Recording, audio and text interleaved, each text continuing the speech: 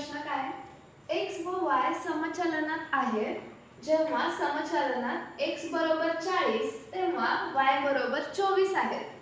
जर x बरोबर 60 असेल तर y बरोबर किती असेल? आता आपल्याला दिलेलं आहे समचलन. समचलन मध्ये काय असतं? एक किंमत वाढली, x ची किंमत वाढली तर y ची किंमत पण वाढणार आहे. x ची किंमत कमी झाली तर y ची किंमत पण कमी कमी होत जाणार आहे. हे असतं समचलन. आणि समचलनामध्ये गुणोत्तर हे कायम स्थिर राहतं. तर आपण बघूया पहिल्यांदा जेव्हा x 40 आहे तेव्हा y किती आहे? 24 आहे. बरोबर. जेव्हा x 60 आहे तेव्हा आपल्याला y ची किंमत काढायची आहे. तिरकस गुणाकार करूया.